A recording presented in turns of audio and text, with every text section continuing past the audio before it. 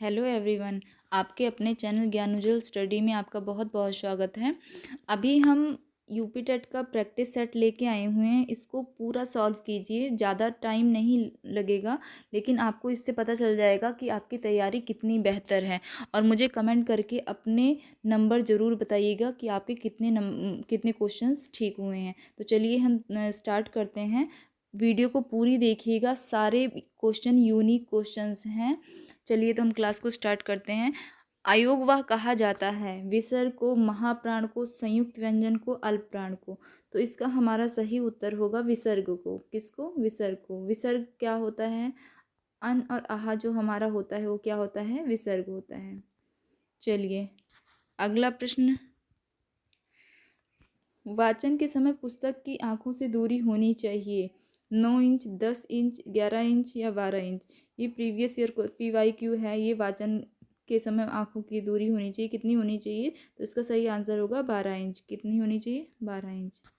अगला प्रश्न है हमारा, शंकर शब्द किसे कहते हैं? ग्रामीण भाषा का शब्द, संस्कृत भाषा का शब्द, ग्रामीण व संस्कृत भाषा के कुछ विशेष शब्द, या दो भाषा के शब्दों से मिलकर बना शब्द। तो इसका सही आंसर होगा हमारा दो भाषा के शब्दों से मिलकर बना शब्द। अगला प्रश्न हमारा, शोक किस रस का स्थायी भाव है? शांत, करुण, हास या वीर। तो इसका सही उत्तर हमारा होगा करुण रस। अगला प्रश्न है, दोहा में कितनी मात्रा होती है? में नहीं आएगा यहाँ पर। दोहा में कितनी मात्राएं होती हैं हमारी? दोहा में हमारी 24 मात्राएं होती हैं। अगला प्रश्न है हमारा, सच्चिदानंद हीरानंद वात्स्यायन का उपनाम है? हरिऔध, निराला, अज्ञेय, गुलेरी। तो इसका सही आंसर होगा अज्ञेय। क्या है? हीरानंद सच्चिदानंद वात्स्यायन का पूरा नाम, उपनाम जो है अज्ञेय है। अगला प्रश्न है हमारा, तदीय समाज की स्थापना किसने की थी? दयानंद सरस्वती ने, राजा राम मोहन राय ने, भारतेंदु हरिश्चंद्र ने, या केशव चंद्र सेन ने। तो इसका सही उत्तर होगा भारतेंदु हरिश्चंद्र। अगला प्रश्न है हमारा, यथा शीघ्र में समास बताइए। समास कौन सा है? अव्ययी भाव है, द्वंद्व है, कर्मधार समास है, या तत्पुरुष है। तो इसका सही उत्तर हमारा होगा अव्ययी भाव समास। मैं आपको इसको एक्सप्लेन नहीं कर रही हूँ, सिर्फ आपकी तैयारी की जांच है ये। अगर मुझे इसको एक्सप्लेन करना हो, अगर आपको इसमें किसी की वीडियो चाहिए किसी भी टॉपिक की, तो आप बता दीजिएगा, मैं उसको अच्छे से आपको करवा दूँगी। अगला प्रश्न है हमारा, मोर का तत्सम शब्द होगा मयूर, मऊर, मयूर, मोयूर या मऊर। तो इसका हमारा, इसको तो शायद सभी को पता होगा, मोर को क्या कहते हैं? मयूर कहते हैं। कुछ आसान और कुछ कठिन प्रश्न मैंने डाले हुए हैं, दोनों ही तरह के, और इसी तरह से पेपर भी आता है। कुछ कठिन प्रश्न आते हैं और कुछ आसान रहते हैं। महादेव का पर्यायवाची शब्द चुनिए। गरुण ध्वज, नारायण, चंद्रशेखर या विश्वम्भर। तो इसका सही उत्तर हमारा होगा चंद्रशेखर। अगला प्रश्न है हमारा, आचार का विलोम होगा अनाचार, अनाचार, अत्याचार या फिर विचार। आचार का जो हमारा विलोम होगा वो होगा अनाचार। बाकी सारे गलत हैं। ठीक है, ये सही, पहला वाला सही है। अगला प्रश्न है हमारा, जो शब्द धन का पर्यायवाची नहीं है उसे चुनिए। देखिए, आप पेपर में नहीं को जरूर ध्यान दीजिएगा, इसकी वजह से कई बार प्रश्न गलत हो जाता है। हमारा उत्तर नहीं, इसमें नहीं पूछ रहा है।